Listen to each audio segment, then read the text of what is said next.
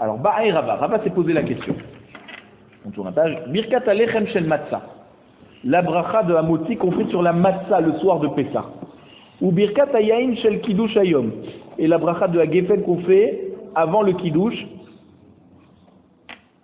D'accord?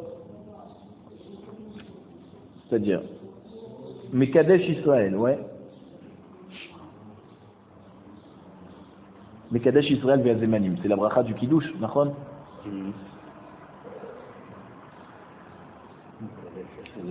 Voilà, alors lui il parle précisément du Yom Tov.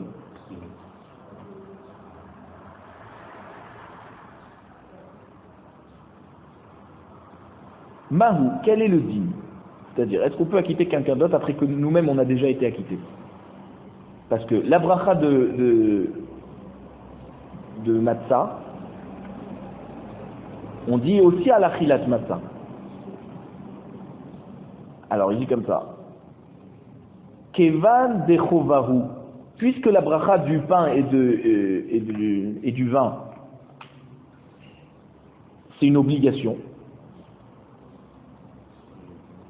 et on ne peut pas être acquitté de cette obligation si on n'a pas fait la bracha, c'est-à-dire il faut goûter le pain, la matzah pardon, et il faut goûter aussi le vin. Donc pour pouvoir en profiter, il faut faire la bracha dessus. Donc on voit que la mitzvah est dépendante de la bracha. Mapik, alors là il pourra acquitter quelqu'un d'autre, même que lui il est déjà yotzé. On parle, donc il a goûté son kiddush, il a goûté sa matzah, et maintenant il veut acquitter quelqu'un d'autre. Au dilma, peut-être qu'on va dire que non, bracha lam krovahi. La bracha n'est pas liée à l'obligation de la mitzvah. C'est-à-dire, parce que pour n'importe quel hana'a, on fait toujours la bracha avant. Donc de même que pour d'autres brachot hanéenim, celui qui n'a pas besoin de la bracha ne peut pas acquitter, puisqu'il a déjà fait la bracha pour lui-même, ouais, donc il n'a pas besoin de la bracha, il ne peut pas acquitter quelqu'un d'autre. Alors peut-être que même ici, il ne peut pas acquitter. Donc la question c'est de savoir, est-ce que c'est une obligation la bracha pour pouvoir faire la mitzvah ou pas? Tashma. Bien écoute, de Amar Ravashi. Ravashi nous a dit, qui havenanbe Rav Papi, quand on était dans la maison de Rav Papi, Hava Mekadeshlan, il faisait le kiddush pour nous, Vechi Avaate Arise Medavra, et quand il y avait ces travailleurs du champ qui venaient le voir, Hava Mekadeshleu, il refaisait le kiddush pour eux.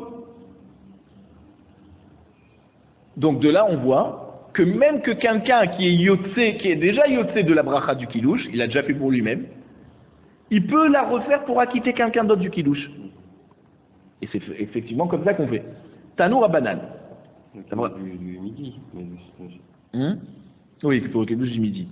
Tanour à banane. La braïta nous enseigne. Lo ifros adam prousa la ochim. Un homme n'a pas le droit de donner une tranche de pain aux invités. C'est-à-dire, il ne doit pas faire la bracha de Hamotzi pour les rendre yotzé, et là, imken ochel imem, seulement s'il mange avec eux. Pourquoi? Parce que toutes les brachot hanéenim, tu ne peux pas acquitter quelqu'un d'autre si tu ne comptes pas t'acquitter toi-même aussi. Donc si tu as déjà fait Hamotzi, tu ne peux pas refaire Hamotzi pour quelqu'un d'autre. Il faut qu'il le fasse lui-même. Aval pores ou les banav velivne beto, kede le chanchan ba mitzvot.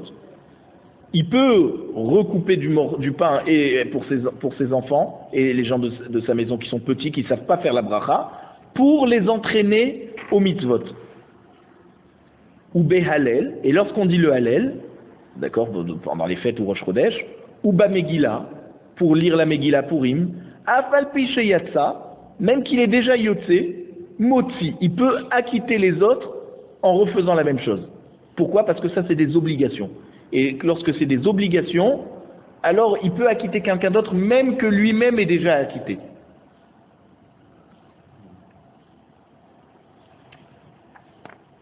Adran alar ra'ou beddin.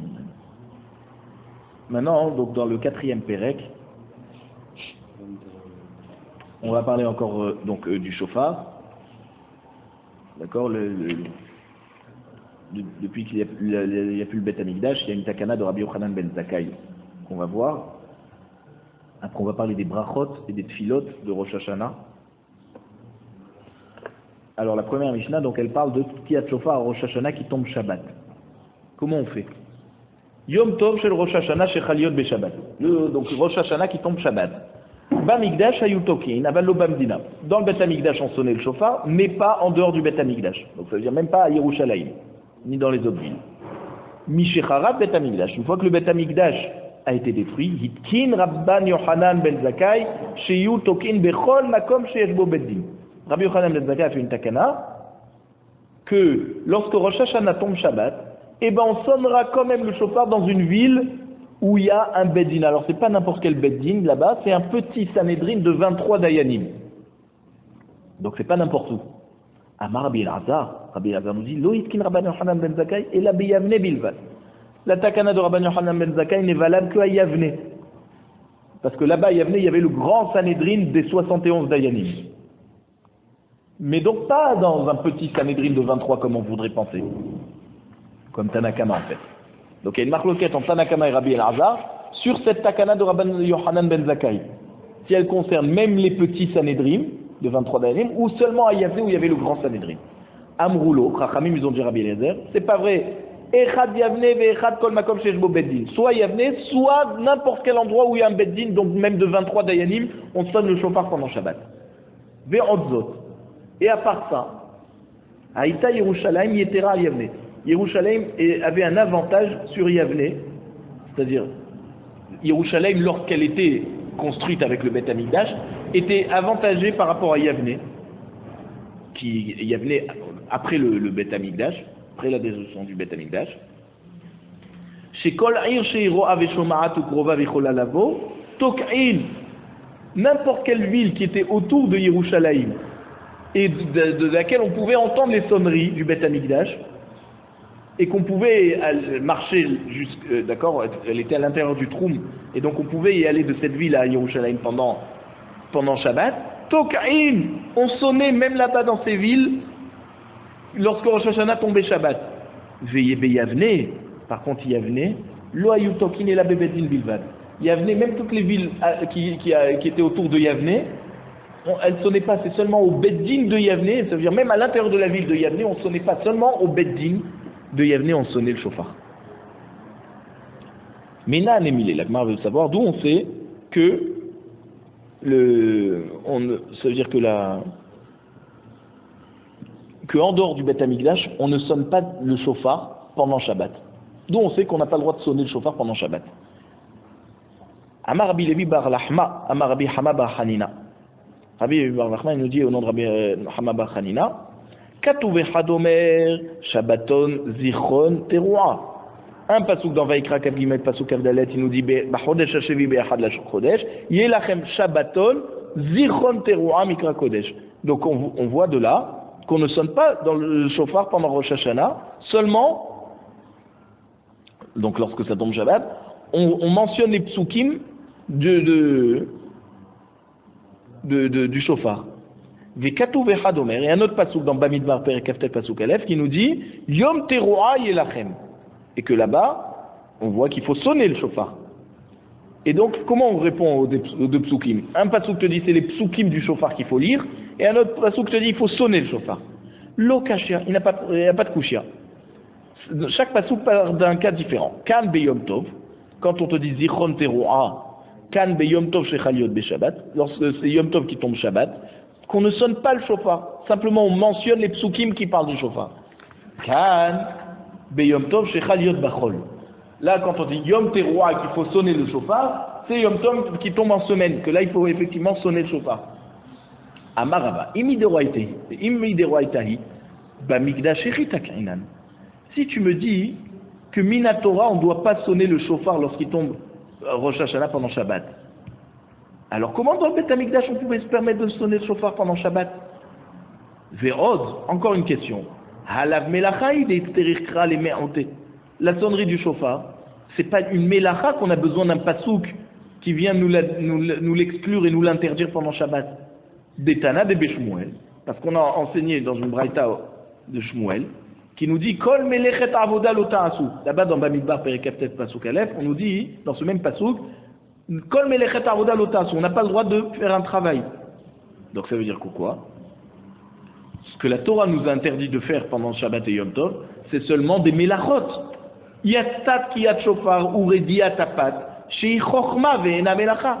Donc c'est exclu la sonnerie du shofar et aussi enlever le pain qui est accroché aux parois du four. D'accord, on avait une pelle, une fameuse pelle qu'on appelait rediat tapat. D'accord. Et ça, c'est pas une melacha, c'est une chokhma, c'est une sagesse. Donc comment tu voudrais me dire que le passour vient t'exclure Kiyat Shofar Beshabbat? Et là, Rava y répond. Mideoraita Mishra Shari, effectivement. Minatora, on aurait eu le droit de sonner le shofar même en dehors de Yerushalayim. Pendant Rosh Hashanah qui tombe Shabbat. Verabanan ou Degazurbe, c'est Chachamim qui ont fait une xéra de ne pas le faire en dehors du Beth Amikdash. Pourquoi? Kid Rabba. Comme Rabba nous a expliqué. De Amar Rabba, Akol Chayavim Bitkiyat Shofar, Ven Akol Beki'in Bitkiyat Shofar. Tout le monde est chayav de sonner du shofar, mais pas tout le monde est expert pour savoir comment sonner le shofar. Et alors, Chachamim ont fait une xéra. Xéra Shema Itelenu Beyado. On craint qu'une personne va porter le shofar dans sa main. Veyelech Etzel Abaki. Il va aller chez un expert pendant Shabbat. L'ilmod, pour apprendre comment on fait le shofar. Et il risque de porter le shofar 4 amot dans le Reshut Arabim. Et donc il va être envers sur Isurotsa Amina Torah. Et c'est la même raison pour laquelle on ne fait pas le lulav pendant Shabbat. Parce qu'on craint qu'une personne va aller chez un expert pour lui expliquer comment bouger le lulav. Et c'est la même raison pour laquelle on ne lit pas la Megillah pendant Shabbat. Pourquoi? Même que pour y mettre ton Shabbat, on ne lit pas la Megillah parce qu'on craint que quelqu'un ne va pas savoir lire la Megillah et qu'il va porter une Megillah chez quelqu'un qui sait la lire pour la quitter. Et il va porter.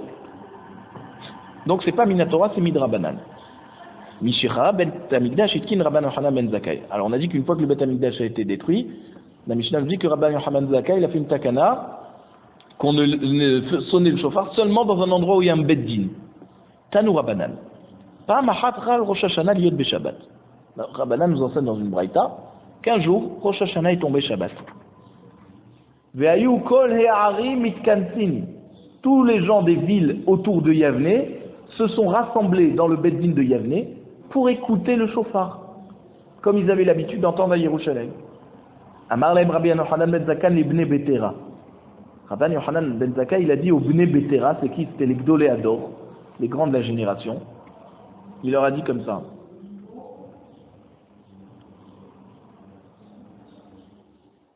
C'était donc les Nessi'im. C'est Rabbi Yoshua, Rabbi Shimon et Rabbi Yehuda. D'accord? Un des trois. Il leur a dit comme ça. Nitka, si on a sonné le shofar à Yavne comme on avait l'habitude de sonner à Yerushalayim, Amroulo, Nadoun. Alors ils lui ont répondu, on va réfléchir. Est-ce qu'on doit sonner ou pas? Est-ce qu'on craint que si on permet de sonner au beddin, les gens vont se permettre de porter leur shofar? D'accord? Arba Amot dans le Reshut Arabim ou pas? Amar Lahem, Rabbi Yochanan ben Zakkai, il leur a dit Nitka, venez, d'abord on sonne, après on va réfléchir si pour les autres années il faut faire comme ça. Les Achar Shetakou, après qu'ils ont sonné, Amroulo, Nadoun. Alors ils ont dit Bnei Vetera, Rabbi Yochanan ben Zakkai, bon, alors maintenant on va s'asseoir pour discuter. Amar Lahem, Kvar Nishme'a Keren Beyavne. Il leur a dit comme ça, voici qu'on a déjà entendu le son du shofar à Yavne. Ve'en Meshivin Le'achar Ma'aseh. Il n'y a plus besoin de discuter une fois qu'on a déjà sonné. Donc, qu'est-ce qu'il a voulu leur dire?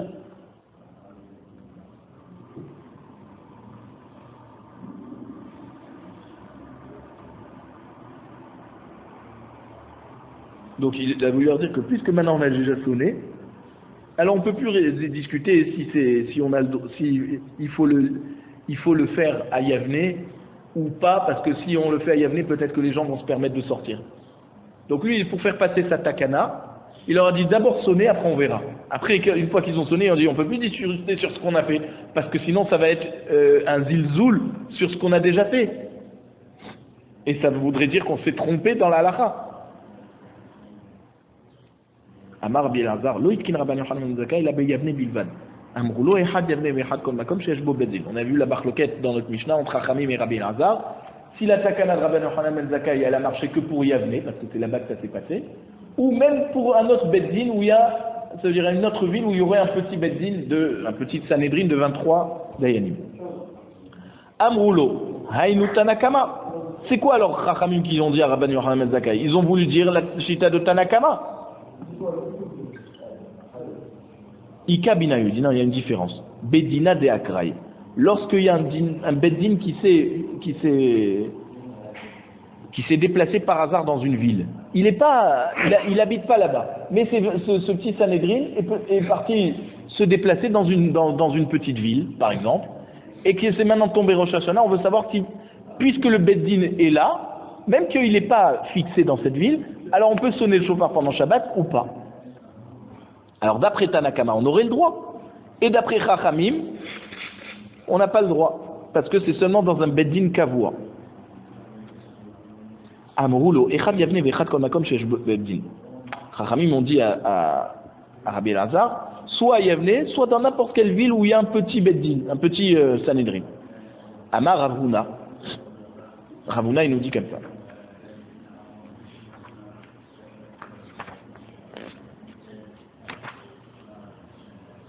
Ve'im Beddin, Chachamim n'ont permis de sonner pendant Shabbat seulement s'il y a un Beddin. Maï Ve'im Beddin, Bifne Beddin. Ça veut dire qu'il faut sonner devant le Beddin. Les apouké chez l'eau Bifne Beddin de l'eau. Mais on ne peut pas sonner dans une autre synagogue où il n'y a pas le Beddin qui est présent, même qu'on est dans cette ville.